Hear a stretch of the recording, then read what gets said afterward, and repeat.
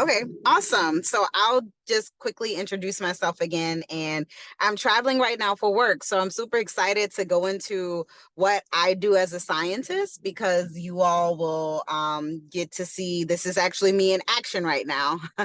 So I am, again, Dr. Aurellia Whitmore. I affectionately go as Dr. Rel.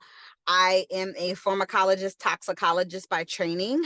I work as a corporate scientist is what I like to say. I work in corporate America for a life science company where I sell laboratory instrumentation to pharmaceutical companies, industries such as food and beverage, and a bunch of other industries. I'm also an entrepreneur.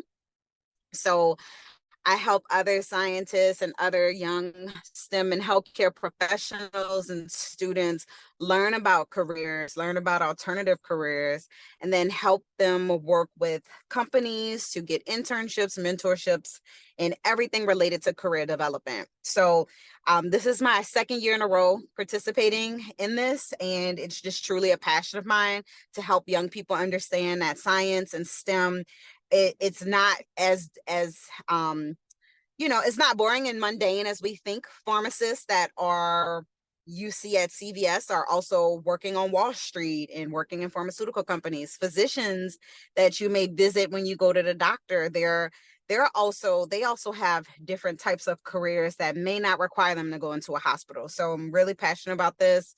This is an interactive presentation, so students, you will have times where you all can comment in the chat or talk to me. I want to hear from you all. So today I'll talk about from lab coats to the boardroom. So my journey in science and business. Next slide. So I kind of gave an introduction about who I am. As I mentioned, I have a science background. When I was in high school, I didn't think I was very good at science, just because I don't think, I was at a school that truly fostered my scientific acumen. And so it actually wasn't until I got to college that I realized that I truly did like science. And although I like science, I was still into fashion, I was still into journalism, and I had all of these other passions that I get to use today. So you can go to the next slide. So let's start with an icebreaker. What careers do you think a scientist can have? Is it a doctor, a researcher, a marketing executive, a salesperson, or all of the above? You all can throw it in the chat. Which careers? Okay, Layla says all of the above. Shonda, all of the above. Rashid, okay. All of the above. Yes. I made it kind of easy. Y'all are too smart for Yeah, this. you fooled no one. No. Right. Yes, correct. All of the above. Just as I mentioned earlier, pharmacists don't just work at your Walgreens and your CVS. They have a bunch of other jobs, and the same goes for scientists and doctors. Next slide. All right, so let's talk about my college years. I touched about it just a little bit and just the power of hands-on experience. So I have a undergraduate degree in biology from Southern University at New Orleans. I am an Atlanta native, but I was born and raised in New Orleans, and that's where I pursued my undergraduate degree. Right after undergrad, I went and pursued my doctorate in pharmacology and toxicology from Florida A&M University. Can you all, this is a off the wall trivia question, but can you all tell me something that's unique about these two schools, Southern University at New Orleans and Florida A&M University? What's unique about these two universities? If you think you know the You, answer, put it in the chat. hey, y'all got to get this right. All It's coming right, off of I'm gonna February. count down. I'm gonna count down from 10, 9. Yes, Layla. Oh, okay. Yes, Layla, without I'm the gonna have to question send you mark. a to send you a mug or something. But yes, Layla, that is correct. These are both HBCUs, which are historically Black colleges and universities. Nice. Okay, and then and then lastly, I did a postdoctorate. So a postdoctorate is post is just what it means after your doctorate degree. It's education or extra training that you can get after you receive your doctorate degree. And so I did a postdoctorate program in medical affairs at actually one of the world's largest marketing companies called Omnicom Health Group. So this southern small town girl moved to New York City and worked on commercials for pharmaceutical drugs. I worked on conference booths, and I got pushed into the world of marketing from a lens that pharmaceutical companies make. So if you think about some of those commercials you see about pharmaceutical drugs, there are marketing companies and scientists and artists and so many people behind it. Even the video we just watched about the music and how musicians play a huge role in things like podcasts and media. Even having artists and musicians be in the same rooms as scientists to help push out marketing is something that is not uncommon as well. So next slide. Okay, so hands-on experience. So this is why it's so important. When I finished my doctorate degree, surprisingly, it was actually a little bit challenging for me to get a job. And that's why I went and got my postdoctorate degree, because I needed a little bit of extra hands-on experience. So this is something that I want you all to think about too. Although you're still in high school, having hands-on work experience is so important. So people like me and some of the other volunteers that are sharing their career experience, if they're in a field or career that you're interested in, connect with them on LinkedIn or try to get their contact information and see if maybe you can shadow them, or if they have internships, or if their company has internships or opportunities for you to get work experience, because work experience plus your education is golden. Those two are like your shoe and your shoestring. Like those two go together, your degree and work experience. And so with that said, it was very easy for me to get into grad school, because grad school is heavily focused on research. And so in undergrad, I did a research experience where this is when I was at the first HBCU, Southern University at New Orleans.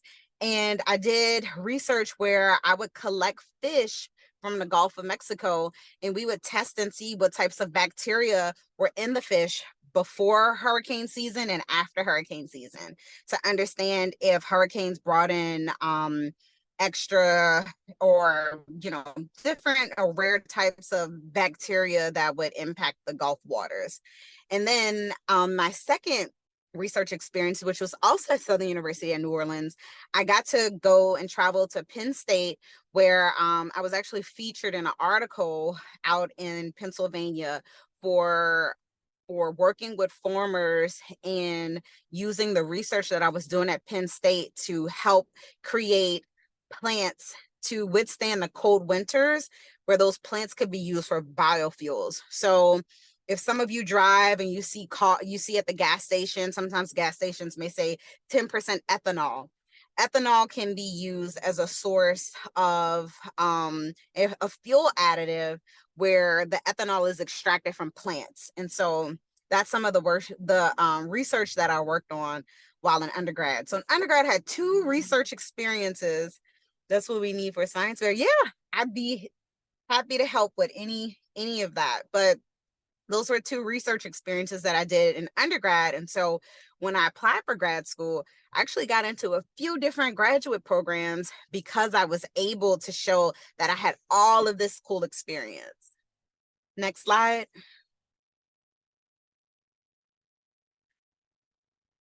Okay, so now, poll again. What do you think scientists can do? And this you all are too smart for this, but we'll just go through it. But 1, solve environmental issues. 2, create better medicines. 3, work in marketing and business, or all of the above. Yes, all of the above. You all are too smart. Next year I have to come with some harder questions. All right, next slide. Okay. Pivoting from research to industry. So, as you all know, now that I've said it, I have done a lot of research in undergrad, right? You all will soon be applying to college or you're thinking about your undergraduate experience.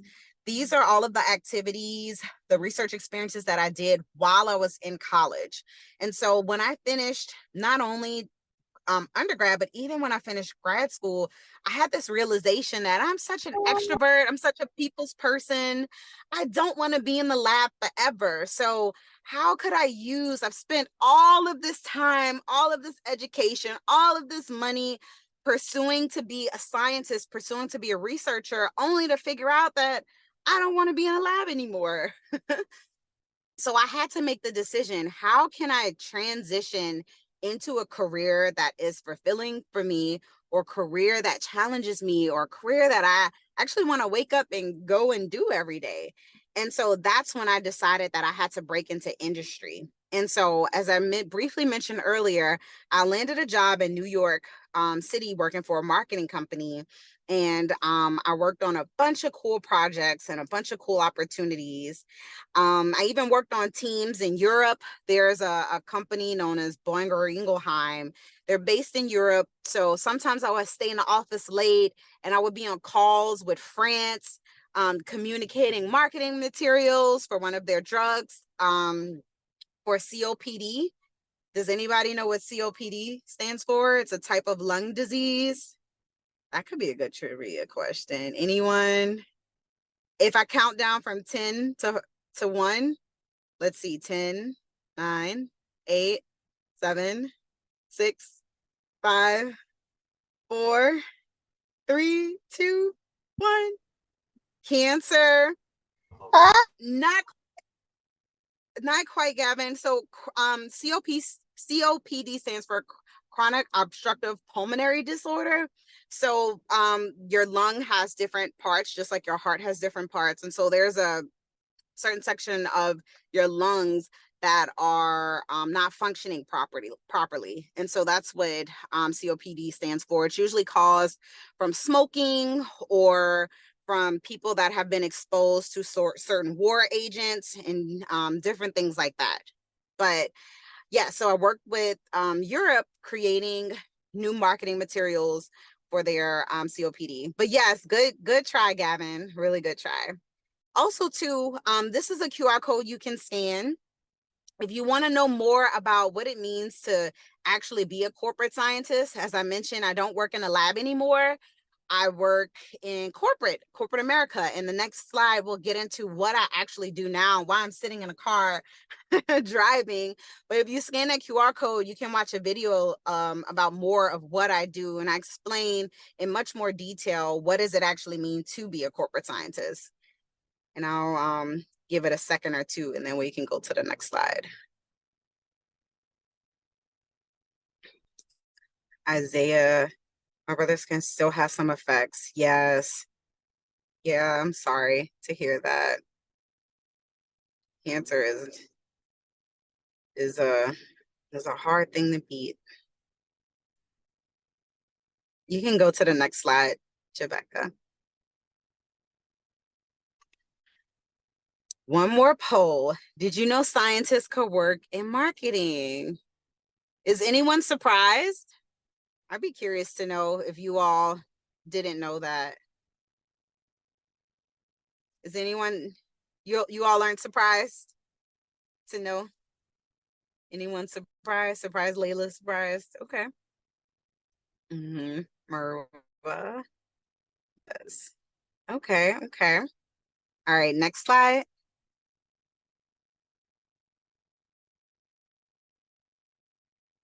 Yes, many don't realize marketing needs scientists. Absolutely. Next slide.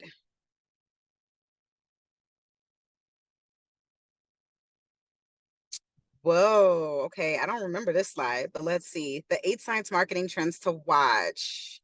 from engineer to CMO. Okay, so yes, this just highlights many of the different ways that scientists are making an impact in marketing and how science is actually being shown in marketing, specifically in the beauty industry. You can go to the next slide. All right, so let's talk briefly about what do I do now. So if you scan that QR code, you'll see that I am like to call myself a corporate scientist. So I work in sales. My 9 to 5 is in sales. As I mentioned earlier, I work for a life science company, or what some of you may have heard of as biotech company. Okay, there we are. So I work in a life science company, or what's called a biotech company. And so my very first job, so once I finished working I did 9 months of the postdoctoral program in New York City, and then I went to a company called Stem Cell Technologies. So at Stem Cell Technologies, I sold stem cell research products to other scientists and other people in the lab that were doing research. My next role I did was at Agilent Technologies. So if you look at the third box from the left, at Agilent Technologies, I sold instrument and capital equipment for metabolic researchers. So we sold instrumentation called, which was known as a seahorse, which is interesting because it has nothing to do with aquatics or any type of oceanography. It's simply a 2x4 piece of instrumentation that is able to tell you if the cells that you are testing are more oxidative or more glycolytic. Does anyone here know the Krebs cycle? Have you all learned about that yet? The Krebs cycle of oxygen and glycolysis? Maybe not yet. Okay. And then now, no, not yet. Okay.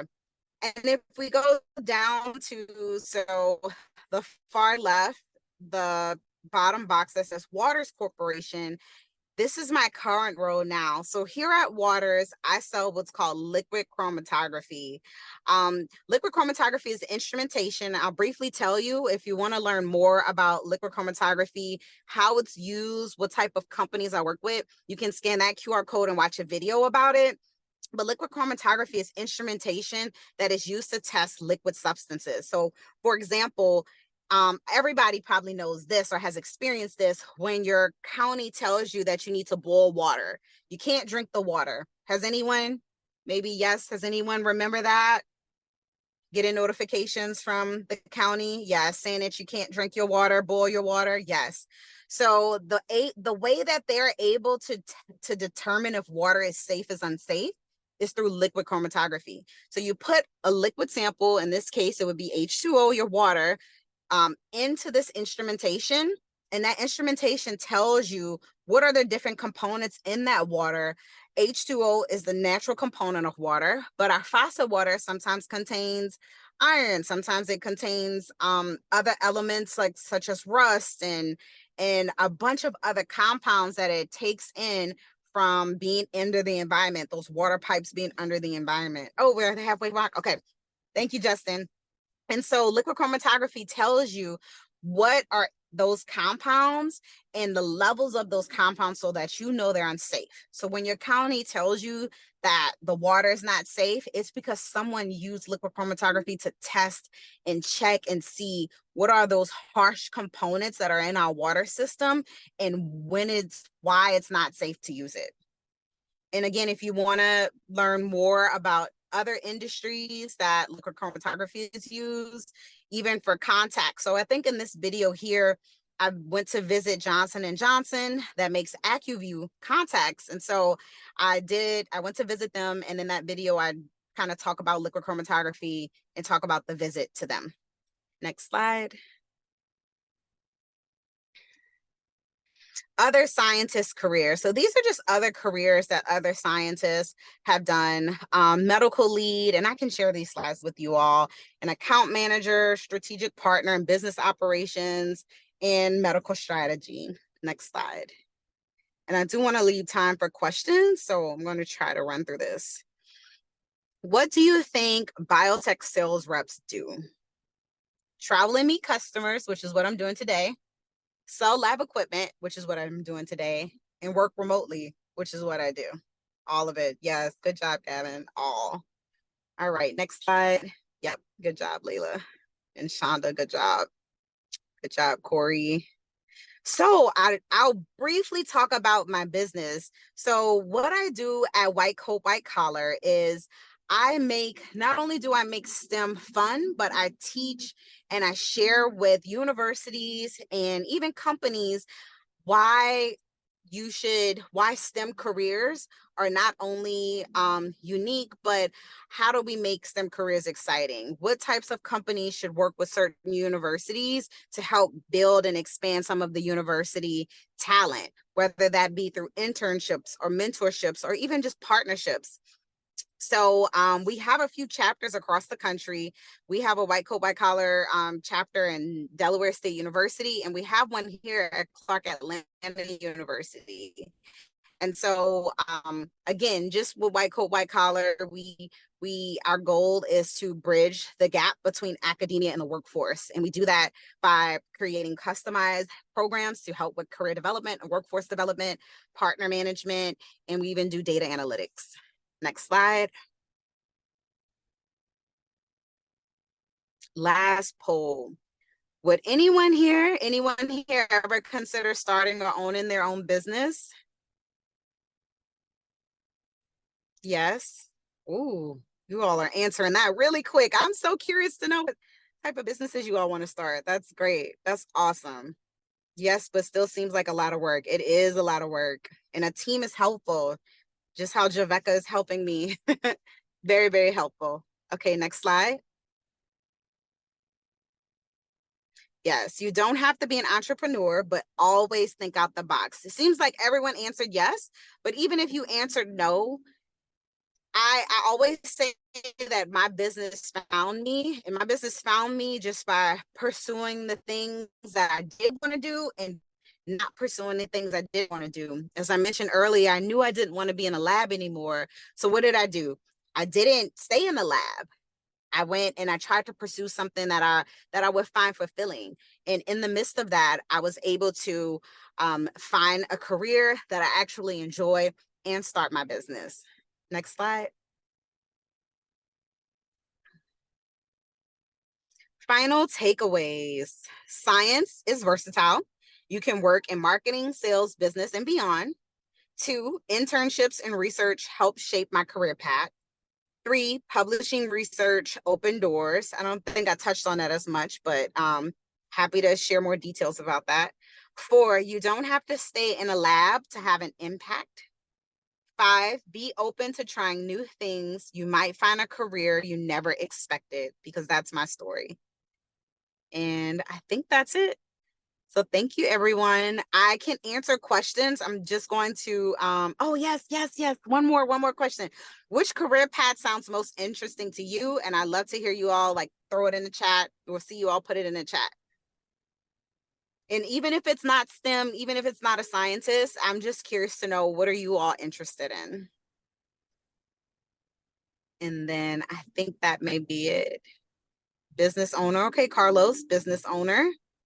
Microbiology, I love that. Okay, Abigail, Lemio Rapia, stem cell.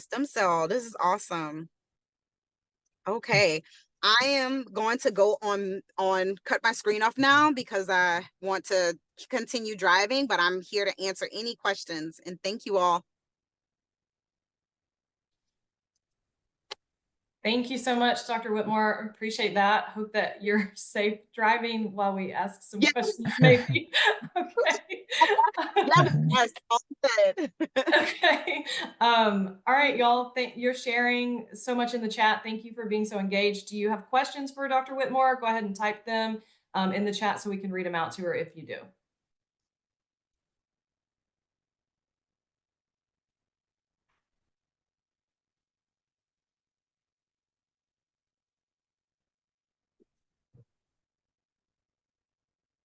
No questions. Well, the first one is, how much are you paid? So I was trying to think of an appropriate way. That's a great, no, that is a great question. So salary range. Yes. So I'm in sales. So my salary, I have no limit to the amount of money I can make because I'm in a sales role. So my base salary is 125,000, but I've had years where I've made over 200,000 because I'm on a commission-based structure. So there's a base salary. So I guess how can I explain this? Okay, let's explain it this way. I give you all 10 apples and your goal is to sell those 10 apples for a certain price, those 10 apples have to be sold for $1 a piece. And let's say you are trying to sell one apple to someone and they're on a tight budget, they can't pay $1, you sell it to them for 50 cents. That means somewhere in those other apples, you may have to charge $1.50 to sell that apple. But the goal is to sell all 10 apples for $10, or it may be to just get to those $10. And so in my job, I'm given a target. The targets are usually over $1 million. So each year I have well over $1 million of instrumentation that I have to sell. And when I exceed those numbers, I make a lot of money. And when I don't exceed those numbers, I have my base salary to make up that keeps me afloat. But great question. All right. And so another question, are you in constant danger of being let go? How is your stability? That's a great question. I am not in constant, I am in a very stable role. So in sales and corporate, it's actually pretty stable. A lot of times, unfortunately, in corporate, the first jobs to go are not sales because companies need the sales team to keep business. We bring millions upon millions of dollars to a business every year. So we're usually the last people to ever get cut, or usually we're never getting cut. So my job I've never been in a role where I'm at jeopardy of losing my job. Okay. Then we have another one. What does your work week look like? How many hours do you work per week? That's a great question. Because I've been in sales now for about 7 to 8 years, I have the freedom to work for my day job for the sales role between 3 to 4 hours a day, and then I work on my business. So, for example, I worked on my business. I had to visit a university this week where I held an MCAT prep for students in Philadelphia, and I just flew into North Carolina this morning for my job. So Monday and Tuesday I didn't work at all, and then today I'm visiting 2 pharmaceutical companies. One of them, we're trying to close $875,000. And then another company, we're closing $200,000 just this week. So I'm meeting with some of the company execs to figure out what we need to do to close these deals. Thank you. Okay, Dr. Rell, I'm just going to ask you this one, Ms. Griffin, if that's okay. We have one from Camille. How do you deal with the stress and overthinking of being a woman in the STEM world? Ooh, that's a great question. When I first started, it was really tough for me to feel comfortable. As I mentioned, I had a lot of what you would call microaggressions. So I would be on panels or be in meetings with other doctors, and I would be the only person not called Dr. Whitmore. So I dealt with that a lot early in my career, and it made me feel insecure and inadequate. And at some point, I just had to not care.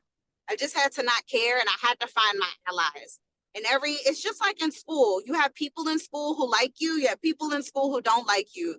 If you spend too much time focused on the people who don't like you, you don't get to experience the good from the people who do like you. So do I have bad experiences from being a woman in STEM? Yes. But do I also have good experiences because I am a woman in STEM and because I'm African-American in a very male, Caucasian dominated role? I do. I have a lot of support. These are great questions. Yeah, thank you so much. How does your research impact society? Ooh, I love that. So that's in one of the videos I posted, but my research impacts society. So one of the accounts that I'm visiting today that I'm trying to close that $875 deal, they create asthma medication. So the instrumentation that I sell to them, they provide a generic version of albuterol. So I don't know if anyone here has asthma or uses those nasal inhalers, but Mhm. that's what I do. So the instrumentation that I sell allows these researchers to create medicine that impacts our society. And that's just one industry. I mentioned AccuV contacts. So from asthma inhalers to our vision. I even work with alcohol companies. I work with Bacardi. So Yeah. I touch so many different industries. Hey, Dr. Rail, it's been great. You've done a wonderful job presenting and giving us a wealth of information. We feel very informed and we're very grateful for the time you spent with us. We got our next Thank presenter you. coming in. If you want to wrap things up, got maybe one more Yeah. minute. All right. Okay. No, thank you all for having me. If any of your students have any further questions, I'm more than happy to follow up with another meeting or provide any resources. Thank you for the opportunity.